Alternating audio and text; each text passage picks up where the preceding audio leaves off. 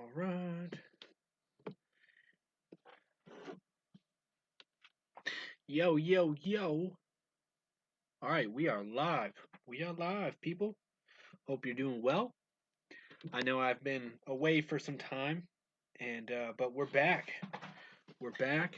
Hope you guys had a good Christmas, a good Christmas Eve. Hope you guys got to spend some good time with your family. We spent Christmas Eve with my wife is with my wife's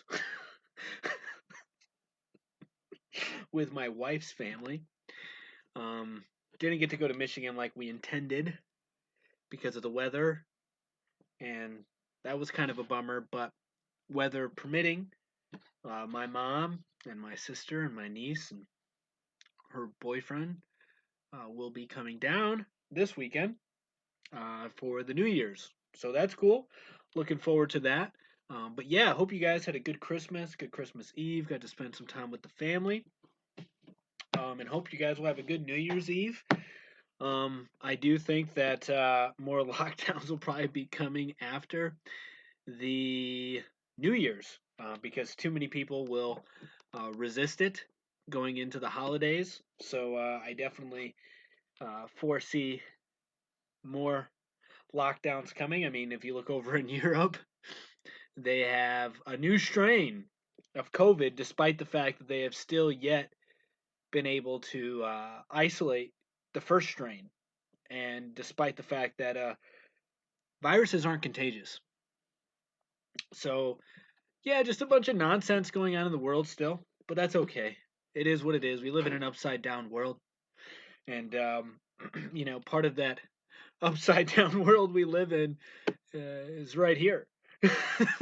I find this meme hilarious. Made by Jim Bob, who's the cartoonist that made it. Hilarious dude. I would check him out. He has a YouTube channel, Instagram page. Hilarious. $600? Are you kidding me? Socialism on his shirt. That's the modern Republican. Dude, Trump is such a good salesman that he sold conservatives on communism.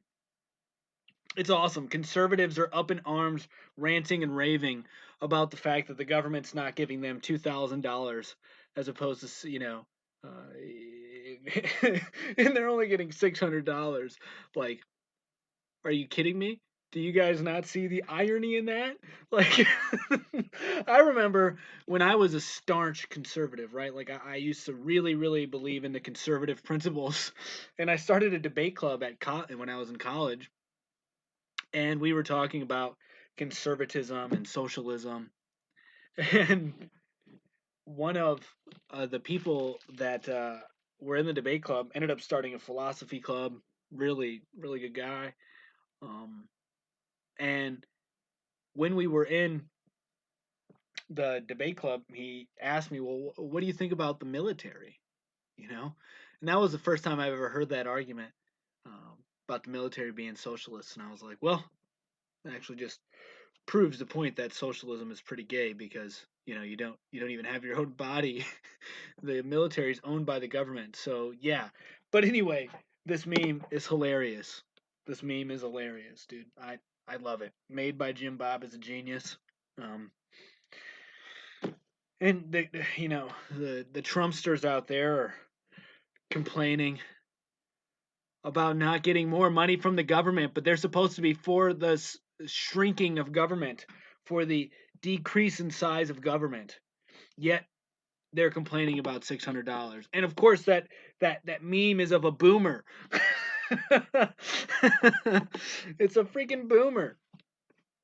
Oh man, it's hilarious. You know this. Regardless of your position, that's that's funny, and I don't even want to. I know there's a lot going on in the news right now with Nashville, and I guess there were some other shootings going on. In my opinion, all staged, all fake, all gay, um, and it doesn't really matter. It really doesn't. My wife and I, on I believe it was Saturday, we were making breakfast, and I heard what happened in Nashville very briefly, And then I started to do a little bit of reading on it because a couple of blogs that I read, I get my sources from, my news from, rather, my information. We're talking about it, and so I was intrigued to see what they had to say. And then I started doing some digging into it, and I found out there was like shootings in Miami and other places. And then I talked to my wife, and I was like, you know how awesome it is that we had no clue any of this went down? Like, that's really awesome that we're so out of the loop that any kind of nonsense doesn't affect us. Like, it's a good thing. And I think more people should detox from the nonsense and the fear, fear media. You know, the fear media. You just need a detox and spend more time with your family. Because my wife and I had no clue what was going on in Nashville until this weekend. Had no clue what was going on. Not this weekend. Yeah, this. I think it was like yesterday. Really? Yeah, it was yesterday. Or the shootings that took place or anything like that. And that's where you should be. You know, you shouldn't be caught up in this constant loop of irritation, agitation, ready to fucking castrate the Jews, like, guillotine. Like, screw that. That's retarded. Like, just start planting a seed. Like, I planted some more seeds, got them germinating right now. Some peas. The buckwheat is coming in. It just needs to bud. It should be ready within a day or two. Like, things are going good over here. Put some more stuff in my compost. Um, and yeah, so it's just it's kind of funny how much, let's see, okay, how much nonsense is going on, yet we're relatively unaffected by it. And you could say the story of Walmart and how that affected us, but whatever. It was hilarious. Um, but on a much more serious note,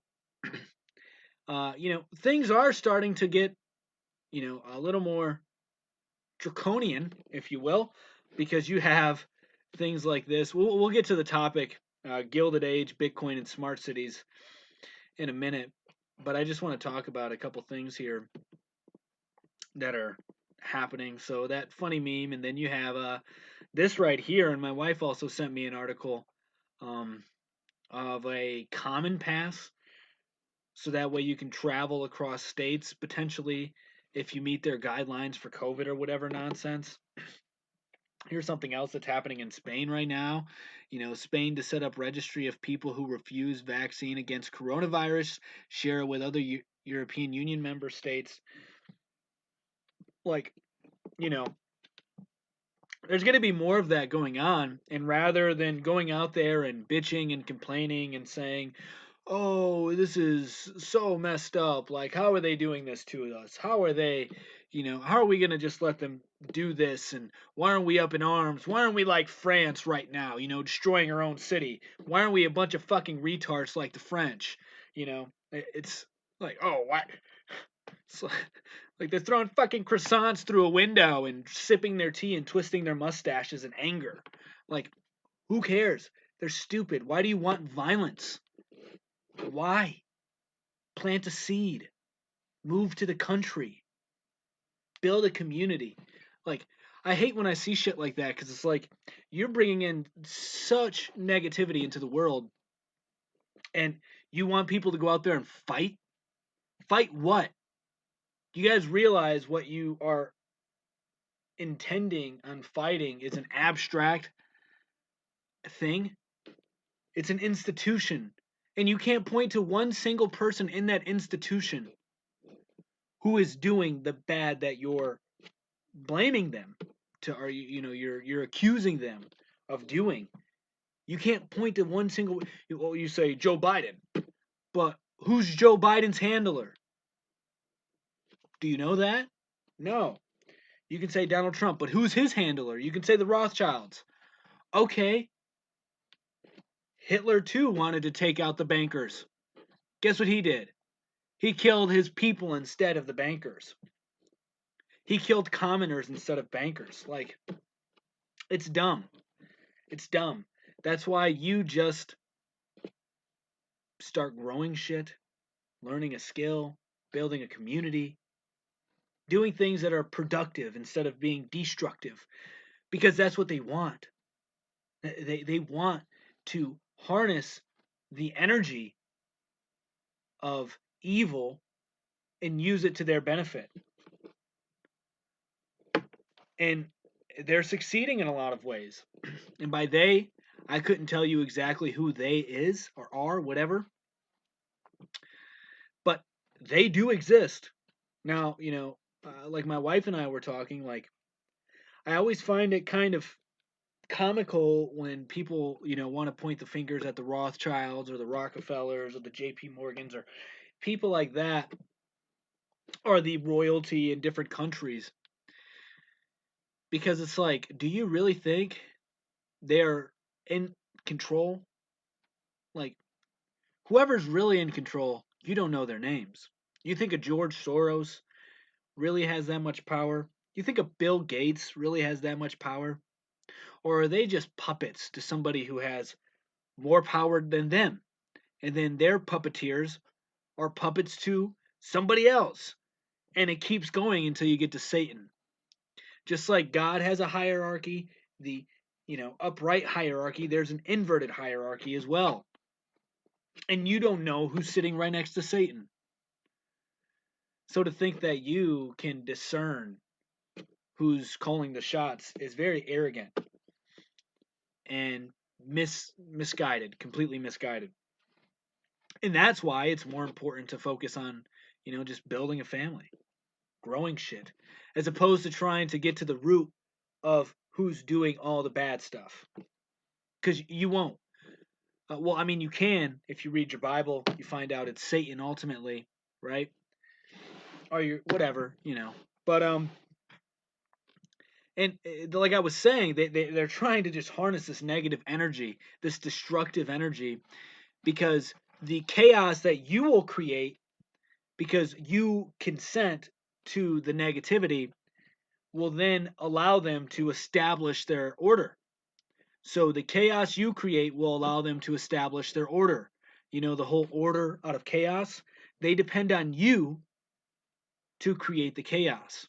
That's what the Black Lives Matter groups are doing. That's what other protesters, rioters, looters are doing. They're basically the useful idiots for the elite who are looking to harness that energy of destruction so that way they can come in and save the day, which we saw in the Gilded Age and the panics that occurred in the early 1900s, in the late 1800s.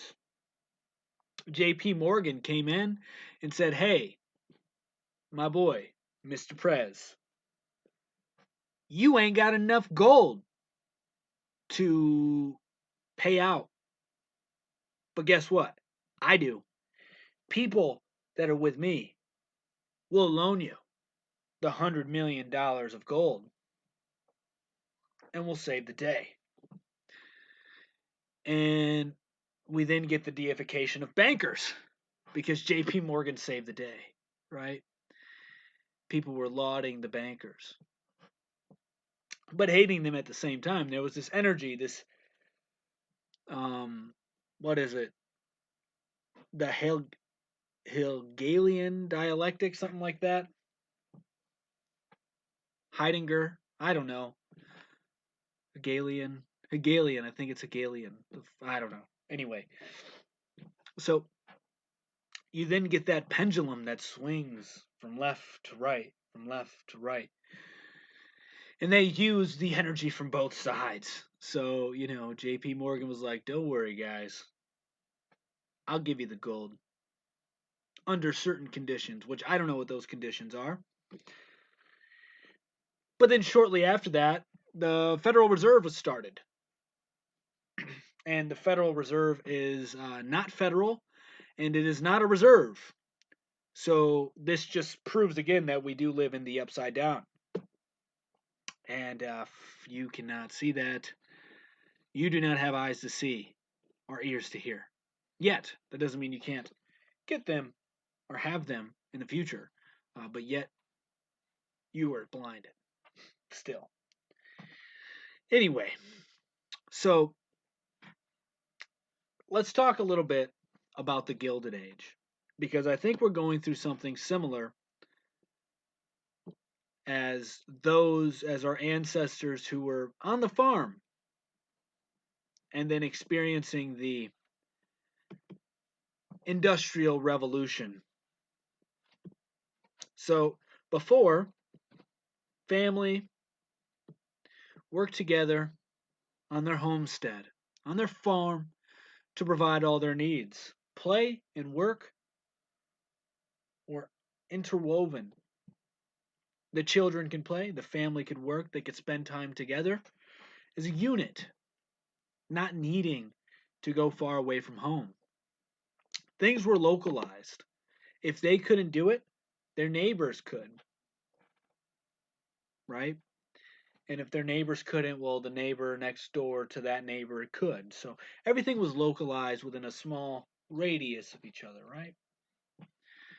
And so this localization was a dependency on family and immediate community.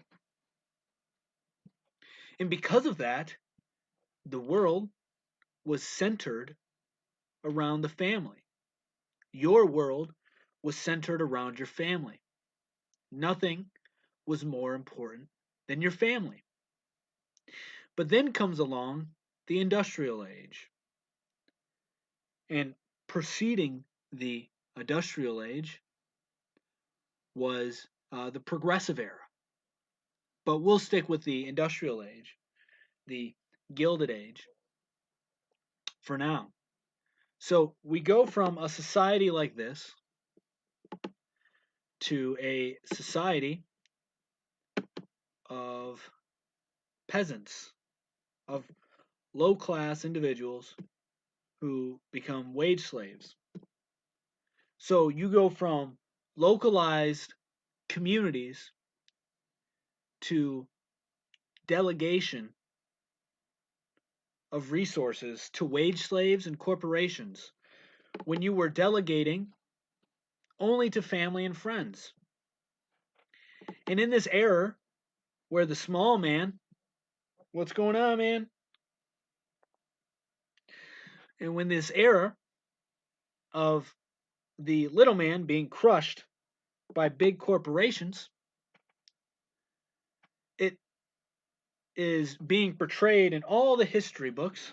Currently reading a book that I got a while ago that has a bunch of original documents. It's like a compilation of original documents from that time. So a bunch of primary sources. Now it is very filtered and distorted and propagandized. So the first-hand documents are all tailored to fit an agenda. So it's not like this unbiased, you know, full spectrum of primary sources. No, it's more like a um, propagandized compilation of primary sources supporting an idea of oppression, of racism. Because during this time, you have families leaving the farm. And the reason families are leaving the farm is because they think they can do better for themselves. They're like, you know what? I no longer want to work at the farm. I want to learn some other skills. I guess the House just passed the stimulus increase from 600 to 2K. Oh, interesting. Communism. Like like we were talking about earlier, it's communism. Anyway, it's in America, so all the fake conservatives, you know, what are you conserving? Your fancies and lollipops? I think so. Anyway, so the families moving out of the farms, moving out of their localized communities where they could get everything they needed from a family member or a friend or a neighbor, a community. They now become atomized. In this industrial age, in this Gilded Age, we now see people moving out of the farms for a potential, a potential that they can become rich and successful. So, what is the temptation that gets them out of the farms? Wealth, status, notoriety. Sins, pretty much, right? sins take them away from their natural life. And they're like, you know what? I think I'm going to go to the city. I'm going to give my shot at living in the city. And now they're making considerably less money, considerably less wealthy than they were before, no longer able to afford land, living in apartments, living in crammed living situations. On top of that, these corporations were overseas recruiting people in different countries to come over and work for them with the promise of land. And these immigrants were lied to as the Americans were. And they too were crammed into small places. And this is where you get your little Italys, your Chinatowns, etc., where they start localizing, making a homogenous society, a little homogenous enclave in this large rat utopia. So they're pulling everybody from their homeland to increase production, to increase efficiencies, all at the cost of humanity, all at the cost of family, all at the cost of sanity. So during this age, we begin to see unions forming. And I'm not saying unions were a bad thing. Initially, I believe unions were good. And just like any other power structure, it became corrupted with time. And now unions are very corrupt. And so these unions were being established to help the little man, to unify workers of all trades and skills. That way they can increase their wages and earn a decent, reasonable living, right? Unions are the reason we have 8-hour workdays. Unions are the reason we work Monday through Friday. Not everybody, especially in today's world, but the common 9 to 5, Monday through Friday, if I'm not mistaken, was ushered in by the union. They fought for that. Now, there were a lot of corrupt unions back in the day as well. But with this, what do we see? We begin to see the propaganda of child labor. We begin to see the propaganda of women's rights. We begin to experience the atomization of families. And so, as I've said before, 1960s is not the beginning of this.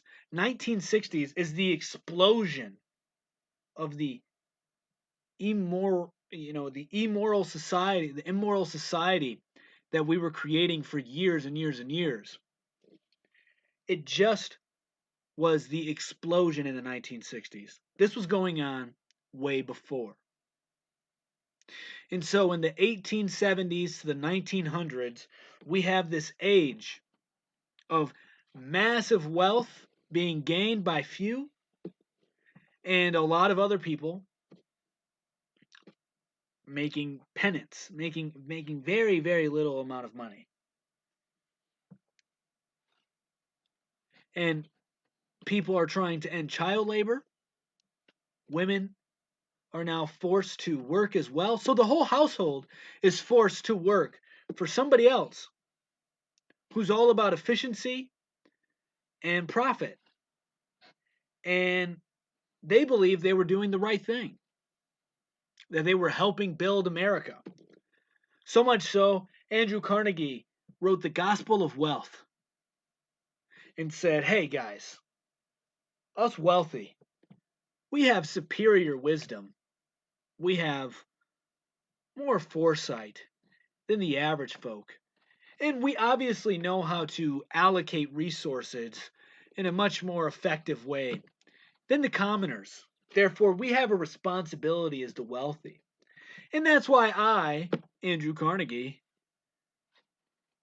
created 2,800 libraries, donated millions and millions of dollars, while not allowing my workers to go enjoy any of that because I work them, like a dog. And all wealthy people should be giving away their wealth The Rockefeller family, You want to know why medicine's so fucked up? Well, just look at the Rockefeller family. They're the ones who created the University of Chicago.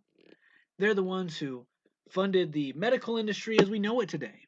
As we know it today, it was created by John D. Rockefeller, by the Rockefellers, and it's still funded by them. And the Rockefellers are just an extension off of that family tree called the Rothschilds. So everything that we see is coming from these families that dug their roots deep in America back in the Gilded Ages. In the Gilded Age. And the Gilded Age is sort of what's happening right now. Because gilded just means it's like gold plated. It's just like putting gold on shit. It's pretty much what gilded is. And Mark Twain and another author, I can't remember his name, but Mark Twain and somebody else wrote a book called The Gilded Age, and that's how the Gilded Age got its name. And so these big corporations were being defended by the government, and people were feeling as if they were victims because we left our farms. We left Grandpa's farm because we thought we would have better opportunities now. We thought we would be able to make some money. And now my kid has to go work for somebody. Now my wife has to go work for another man. And now I have to work for another man. And now I'm being yelled at, treated like I'm a dog. My kid's being treated like a dog. And my wife is being treated like a slut and a dog. Like, but it was all necessary. It was all necessary because we wanted opportunity. See, this whole notion of entering the industrial age and it being a great thing is fucking retarded because you can talk to so many young people today and they're like, I have so many options, I don't know what the fuck to do. So I'm just going to sit in front of my computer and watch porn because it's the easiest thing I can do. And it doesn't take much effort. And who knows? I could put some of my money in Bitcoin and become a fucking millionaire. So, right? And people get stuck. They get analysis paralysis. All these young people are going out there spending crazy amount of cash in college because they think it's the right thing to do, that it'll open so many doors. But in reality, it's trapping them. It's putting chains on them, invisible chains. And so this was started primarily in the Gilded Age, at least in America. People were putting invisible chains on themselves because they wanted status. They wanted money. And this is the age of the rags of riches. Andrew Carnegie was the poster boy for the rags to riches story. He was an immigrant boy coming from Scotland, 12 years old. His dad, I haven't done much research, but obviously his dad fucking sucked because he couldn't find a job and Andrew Carnegie had to carry the entire family on his back at the age of 12. So obviously his dad wasn't that good of a man, but Andrew Carnegie, that dude at 12 years old, carrying his family on his back, ended up getting insider trading at 12 years old. I'm not joking. At like 12, 14 years old, he was getting like inside trading on railroad companies. And then he ended up creating Andrew Carnegie, Carnegie Steel. And so then he had a monopoly on basically the railroads, and then John D. Rockefeller with the oil, and then J.P. Morgan with the banks. And you have this deification of capitalist taking place. And that's where the rags to riches story comes from. And unfortunately, so many poor people fall into that. They fall into that trap of, oh, well, so and so made it, therefore I can. This whole nonsense that anybody can become president. This whole nonsense that anybody can become a billionaire. Like, if you do any research into John D. Rockefeller or J.P. Morgan or Andrew Carnegie, you realize that their roots, their ties run very deep in this large Kabbalah that basically is controlling the globe, is a part of this Antichrist, the mystical body of the Antichrist. It is, it's a fact. And you can just look at recent history for it. Facebook was originally DARPA's invention. Not kidding. Just like the internet, DARPA. It's the government. Bill Gates with Microsoft. Steve Jobs. I mean, Bitcoin. We'll get into Bitcoin now and how I think. So the Gilded Age pretty much said, hey, you poor farmers, you want to make some money? Come over to the city. We got you. Now we got you trapped into the fucking city, and now you're a rat. And we can do what we want with you. That was the Gilded Age. And then people were like, oh, poor me. I decided to leave Grandpa's farm because I wanted to be a fancy boy and I wanted to get my riches. Right? That's pretty much what happened. And so now we have this digital age. Bitcoin. Right? Bitcoin. Do you know? So Satoshi Nakamoto is the supposed creator of Bitcoin. Do you know what Satoshi Nakamoto means? Well, Nakamoto means central, central, in the middle. Do you know what Satoshi means? Intelligence. Central Intelligence. CIA. Central Intelligence Agency. Satoshi Nakamoto is the Central Intelligence Agency, coupled with the NSA. They're the ones who invented this. You really think some anonymous Japanese guy was like, I went to free world. I can't even do a fucking Japanese accent. Okay? But you really think some guy sipping his sake coding was like, I'm going to liberate the world because I'm so generous. Come on. Let's not be so naive. I was naive like that. So, this whole Bitcoin narrative, it's like, hey, get on the blockchain. It's anonymous. Make these digital transactions. Don't worry about it. It's all in a public ledger. We have verifiers. We have validators. Just like fact checkers. We have validators on the blockchain. And we'll have validators for people wanting to get access to Bitcoin as well. You have to take a picture. You have to show your ID. You have to put in all this personal information in order to join. Right? And so you're getting onto this system, as we've talked about, which isn't anonymous and isn't decentralized. It's a lie. And the reason they want you on that is because you get involved in the largest public ledger there is. Everything's on the internet. But guess what? If you get in Bitcoin right now, look it's already at $27,000. 26, whatever it was. It won't die, right? It's going to $100,000 by the end of this year. By the end of next year. It's going to be $5 million in 5 years. Guys, the future is Bitcoin. You want to get rich?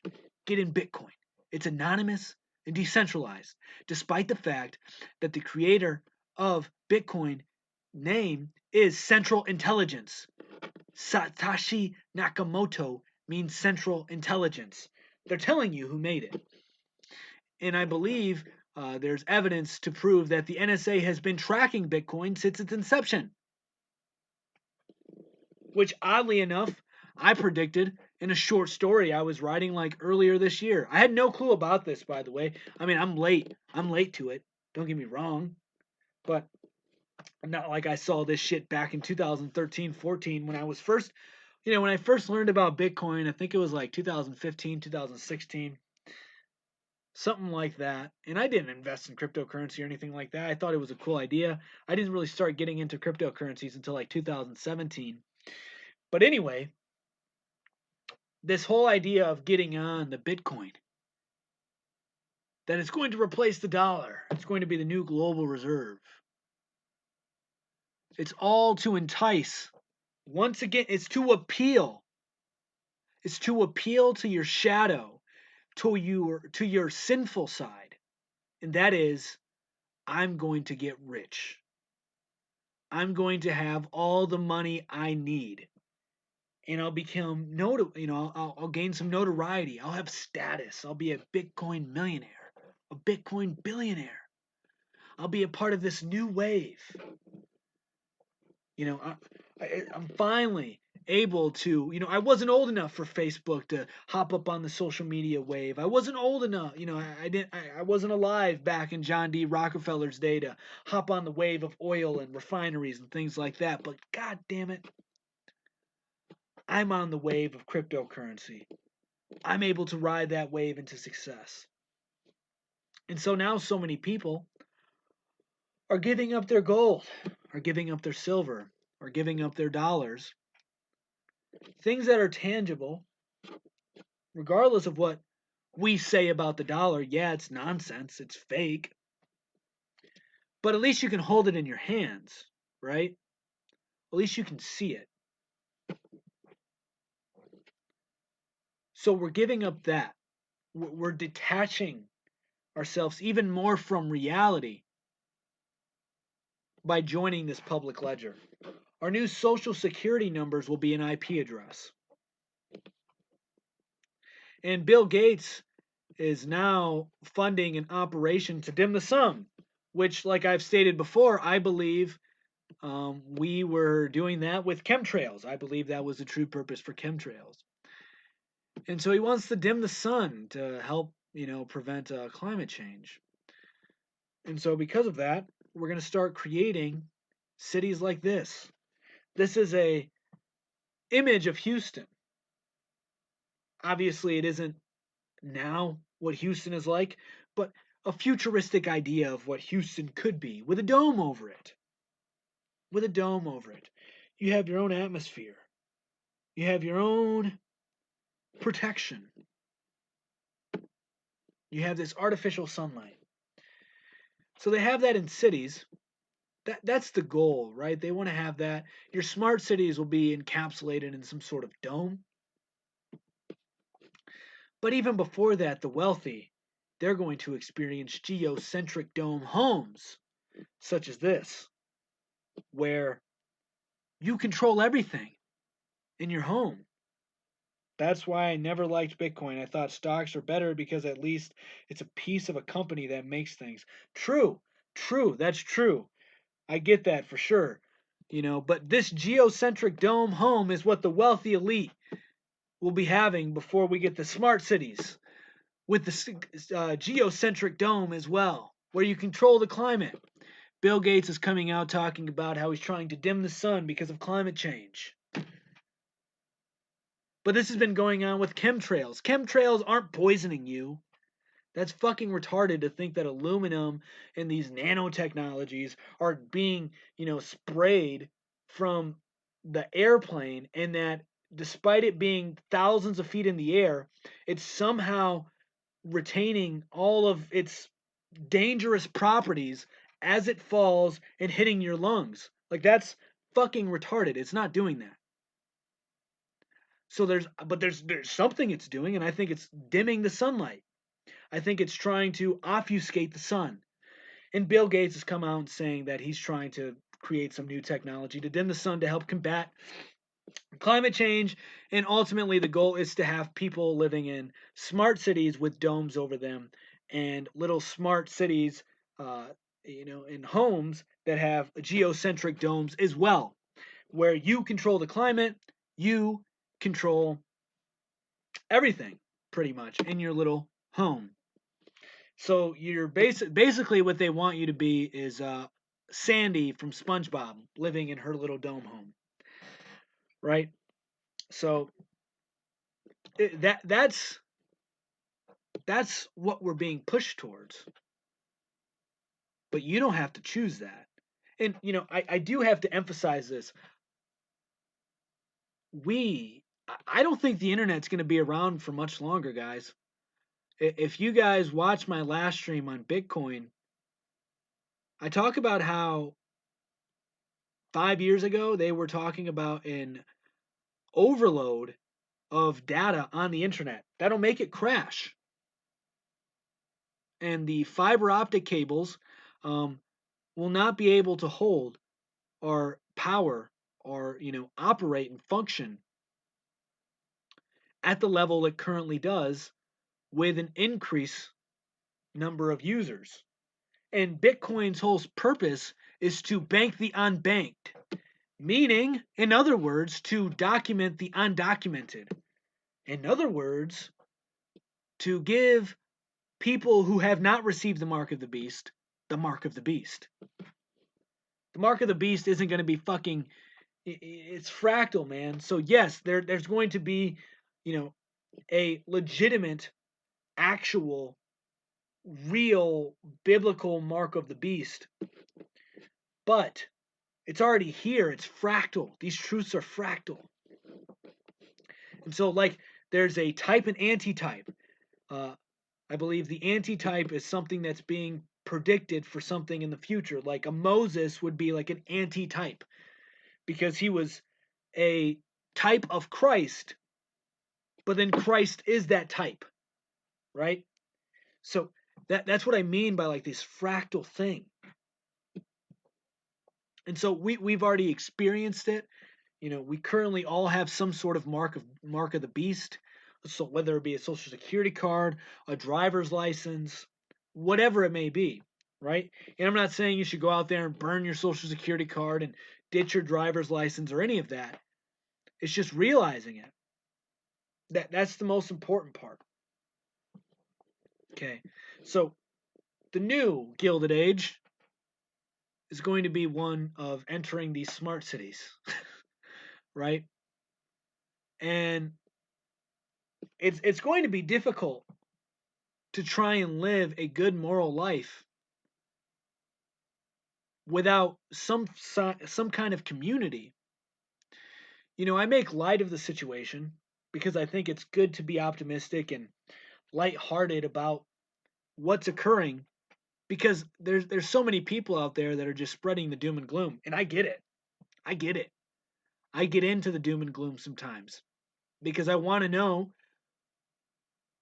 what the evil is. But that's also like taking a bite of the knowledge of good and evil, that fruit of the knowledge of good and evil. That's what one is doing when you're immersing yourself in the doom and gloom content. And so that's why it's more important to focus on the life, to focus on what's good, what's beautiful, and what's true. And so, pretty much, everybody who's wearing a mask and is excited about the vaccine will be entering in these smart cities and will ultimately be perishing, either before they enter the smart cities or when the smart cities decline. Because, as I made this point to my wife earlier today, there's a saying that goes, the bigger you are, the harder you fall. We like to apply that to tall people in fights, right? But why don't we talk about that with civilizations? We're pretty fucking high up there, guys. That means we have a long way to go down. There's exponential growth going that way. Same thing can happen. It's a sine wave, right? A sine wave. All right, I guess the waves. And currently we're reaching the zenith of that wave. That's why things are moving so quickly. That's why within the next decade, we're going to see life change in ways we did not think imaginable. That's why I keep saying this is the season of atomization, because a lot of our family members who are not awake, a lot of our friends who are not awake, are going to fall right into these traps. And they did it to themselves. Just like the people who left the farms because they thought they can get better opportunities are going to be the same people again walking into the slaughterhouse of these smart cities. That's why, you know, my wife and I, we started to print all of our pictures and we're starting to keep a photo album because I don't think the internet will be around much. I don't think my kids will actually have the internet when they're our age, unless we create some internet of our own. I really think that. I really think within the next 10, 15 years, it is a realistic possibility that the internet itself will cease to exist. And the people living in the smart cities, completely dependent upon these smart cities, will fucking die. That'll be the collapse of civilization. When the smart cities fail, that's the collapse of civilization. We're like entering this totalitarian era, right? This draconian period of our existence. This little subtle tyranny, right? And it's going to keep inching forward until next thing you know, people who aren't awake right now are going to wake up in 10 years and realize that they're in a fucking concentration camp that they thought was their apartment, which is in the middle of a major city, in a smart city. They're going to realize that smart city is actually a retarded city and it's a prison, as we've talked about before with smart cities. The logic is pretty obvious. Why are they letting all the prisoners out? Why are people not wearing their masks getting cops called on them? Right? It's because they want to create the chaos. They're letting you create the chaos so they can implement the order. And the smart cities will be prisons for retards. Plain and simple. And you can say, well, what about the fucking drones, man? They can come over and get our little small societies and things like that. They can try. They can try. And it doesn't matter because those societies will surpass the smart cities in these civilization, this new civilization, this new age of civilization. People who have small communities that are localizing their supply chain and lowering their dependency on the beast system will far exceed those that are trying to usher in this age of smart cities and digital currency. That's why I think it's a fucking awesome time to have kids. That's why I'm so optimistic about the future, despite me always talking about the negatives of what's happening. I always try to talk about the positives, what one can do now. I'm not saying these times are going to be easy. I would never, ever make that lie. I never say that because that's a lie. It's going to be a fucking challenge. That's why it's important you pick up your Bible. Like, I want to read something to you guys that I read. Was it Christmas Eve? Yeah, I think it was Christmas Eve, and it's in Ecclesiastes. It's the first chapter, first couple verses, and really profound because it just shows you this is all fractal, right? So it's like the future's bright, man. The future's really bright. There's no need to be doom and gloom. This whole UBI thing, this whole vaccine thing, this whole chip thing, this whole smart city, Bitcoin nonsense. It's nothing to fear, because God's already won. It's like, it's gonna fucking fall. It's a house of cards. They're building their foundation on sand. Why do you think they have to keep lying and changing the lies? Do you think that's sustainable? Like, they're trying to make a sustainable environment. Remember, we live in the inverted world. So, in reality, what they're telling you is that it is unsustainable what they are trying to create. Okay? The smart cities are dumb cities. The progressive era was actually the regressive era. Progressives are regressive. Like, it's all inverted.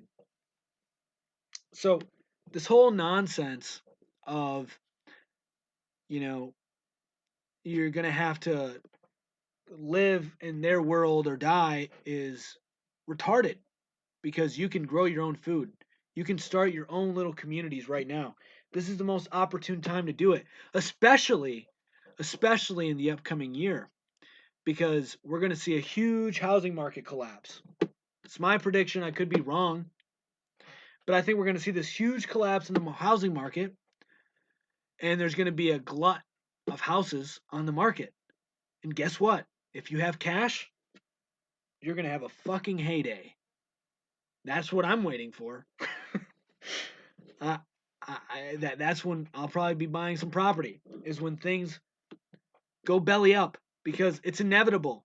It already is. People are just like, I need to wear the mask that way, we can go back to some sort of sanity. I'm going to take the vaccine that way we can go back to some sort of normacy. People are doing these things out of fear. Small business owners who are like, we got to wear the mask or I'm going to get a fine. Their business are already done. It's already done if you have that mentality. It's done. Bow down and accept it if you're already doing that. Like, you know,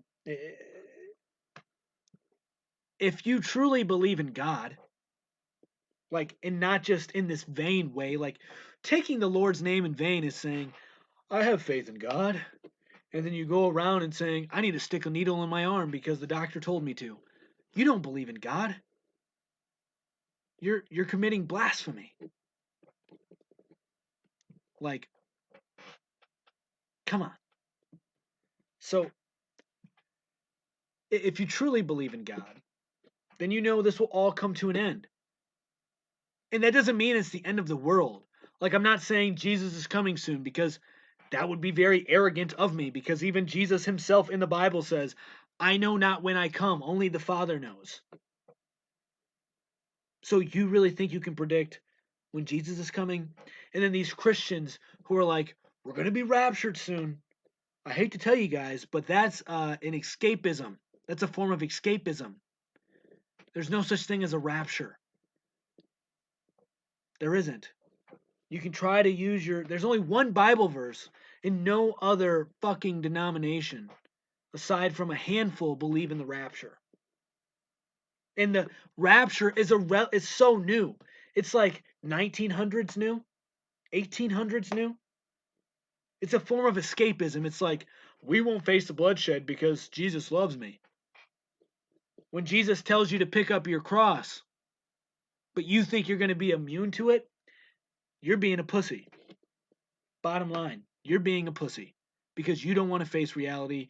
You don't want to face persecution, despite the fact Jesus said that you would face persecution. You're like, well, the only persecution I'll face is saying that I am a Christian, and then people will think that I'm a bad person because I'm a Christian.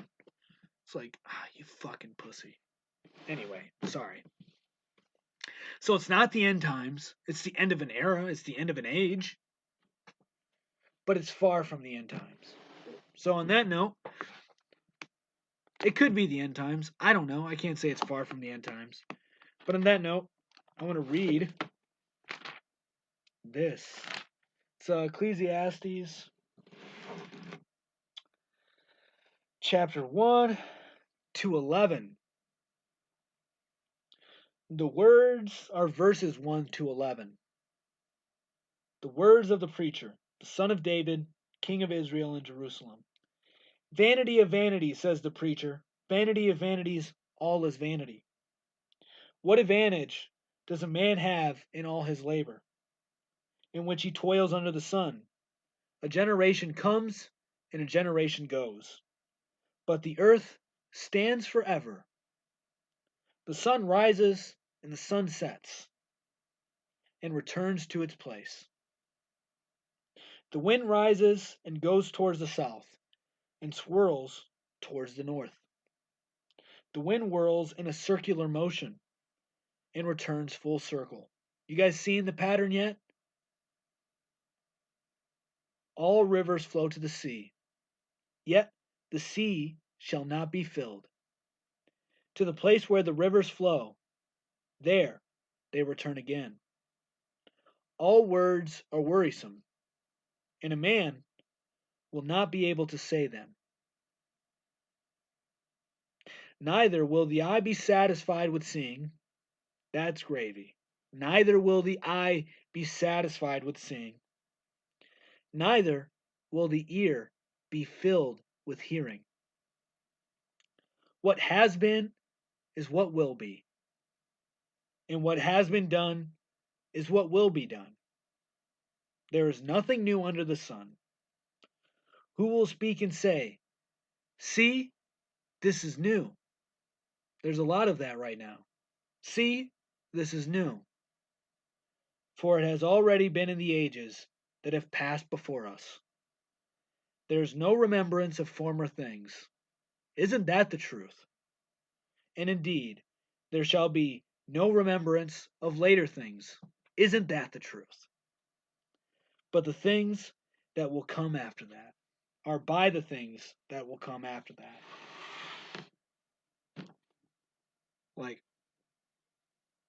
when I read that, it gave me so much hope and clarification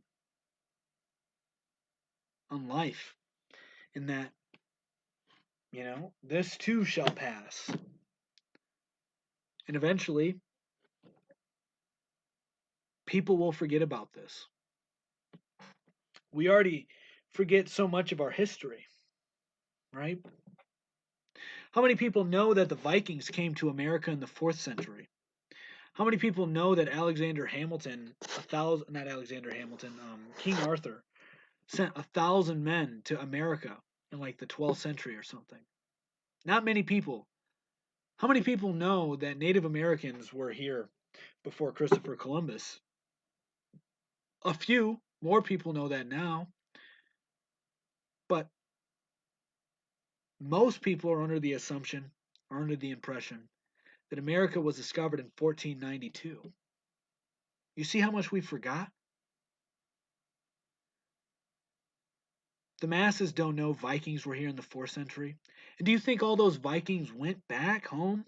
No, you don't think that some of those Vikings set up camp here and were here all the way up until now?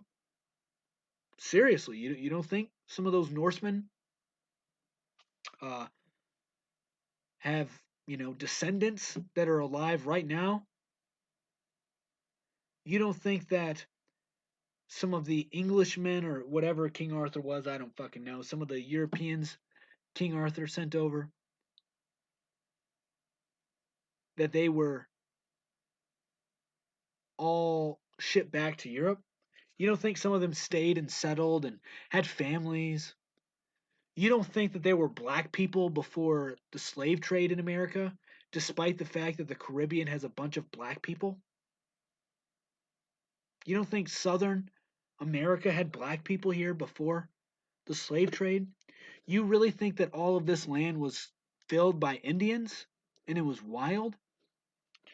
You really think some of these structures were built in the amount of time that they claim they were built? Or were they actually built with an ancient civilization that lived here long ago? Do you really think the Civil War was really about keeping the Union together? Or was it partially to destroy history, destroy architecture, and to dismantle the rest of the Indian tribes? Did you know that the Civil War was fought with a lot of foreigners, a lot of people over in Ireland, over in France, over in Spain, over in Britain, I believe, were all convinced to come fight in America for whatever reason? Like, the Civil War wasn't what you think it was about. The Civil War, it's multiple layers to it. There's the layer of getting political power, right? Lincoln giving the blacks the right to vote was the same thing they did when Democrats got the women to right the vote. It was all for political power and to get more people to consent to their power. And Lincoln was at the same time combating the banking system because the Southern economy was largely supplying the British with cotton. And so they wanted to keep their economy going. So you had a battle of economics, a battle of politics, a battle of history, a battle of identity, all wrapped into one thing that they teach you in school as unidimensional. It has only one dimension, and that is free black people. In reality, it was so much more. Because after the Civil War, we then see the great takeover of America by the Rothschilds. Not that it didn't happen before that. Andrew Jackson eliminated the central bank, paid off all the debt in America. America was debt free at a time. But then Andrew Jackson is now painted as this horrible person. Abraham Lincoln was assassinated for keeping the Union together because dividing the Union meant it would be easier to control, divide and conquer. Although I'm still a little indifferent as to what who to agree with when it comes to the Civil War because there's just too many layers there. You're destroying history. You had a bunch of other countries involved. But my point is, by bringing this up, is as I read in those verses, what's happening right now will be forgotten in 1,000 years. Most people will have no clue what happened today in 1,000 years from now. But that doesn't mean we just sit back and do nothing, right? Because we're alive, we have families to care for, we have a future, we have an obligation to the future. And I'm quite sure those who've watched for this long don't want their future to be in some geocentric dome home like this. They would much rather have a future like this.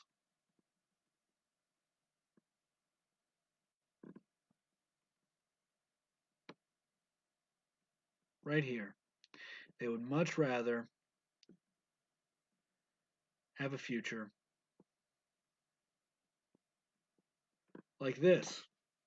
Like their great great great grandparents gave up for fancy pants and lollipops. They want to return to the old way of living because it was true and natural.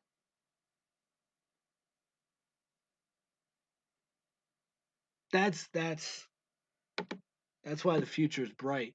A lot of young people are waking up to it. A lot of young people are getting out of debt. Those kids, those young people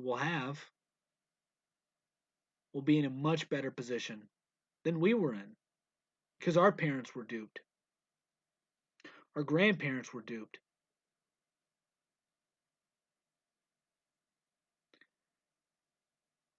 But we're not. Don't get me wrong, there's not things that, there are things that I'm unaware of. I'm sure that you're unaware of. But at least we notice the evil going on in the world and we're finding out what caused it. And that's what we should focus on, not who's behind the, curtain pulling the strings. That gets you nowhere. I mean, yeah, don't get me wrong, I've spent a lot of time doing that, getting upset, um, getting fearful, becoming fearful. I've spent my fair share of time being consumed by that narrative. But ultimately, as I've stated before, once you go down that path of truth, you realize it's never ending. It's like eating from the tree of knowledge of good and evil. It gets you nowhere. So that's what I wanted to talk about today. If you guys have anything else you want to talk about, that's cool. Oh, like XRP. I just got a notification. XRP is a cryptocurrency, and it's probably showing you guys the beginning of the end of cryptocurrencies. Um, but anyway, like cryptocurrency no longer will be able to be traded on Coinbase because of the scandal taking place. They were saying they're not a security, but then the SEC was like, "You're a security." They're like, "We're not a security." SEC's like, "Yeah, you are."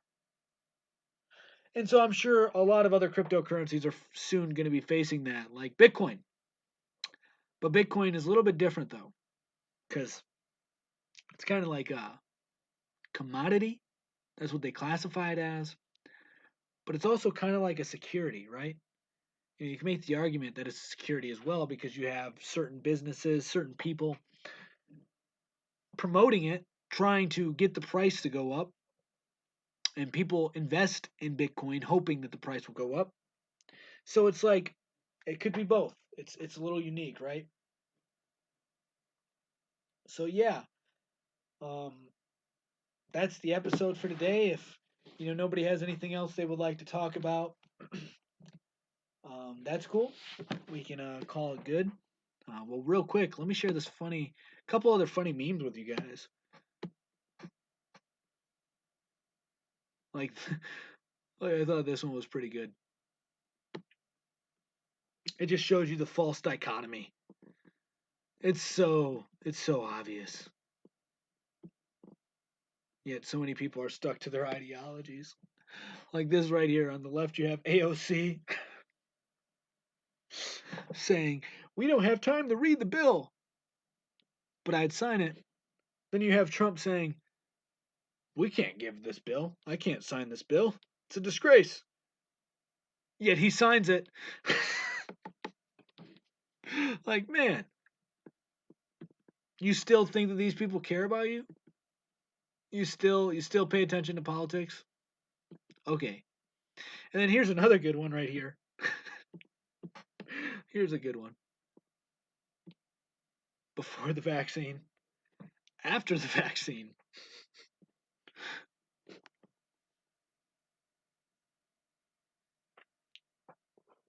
Yeah, pretty much. Pretty much. Yeah, you got it, man. It's, but it's all corrupt. It's never been for you or for me. It's hilarious. So, you know, that's a good one. And I'll share my quick thoughts. Hey, it's me, right? I know. I thought you'd get a kick out of that because that's your profile picture. Um, I think that the first round of vaccines may actually be be nothing, and I think it may be like the second one and the third one that really start to fuck up people. It's my opinion. I know there's a lot of theories out there about that nurse chick and the people getting Paul's palsy or Bell palsy, whatever. But I think bad shit will come from the next couple shots. But yeah, so that's what I have to say. Don't fall for the Gilded Age 2.0. Don't give up your sovereignty for a IP address and a digital wallet. And don't go into smart cities. And don't think that you have no other option but to join that area because you cannot make money. That's fucking retarded. First off, you don't need money to live. And secondly, there's a huge movement taking place that's not being talked about.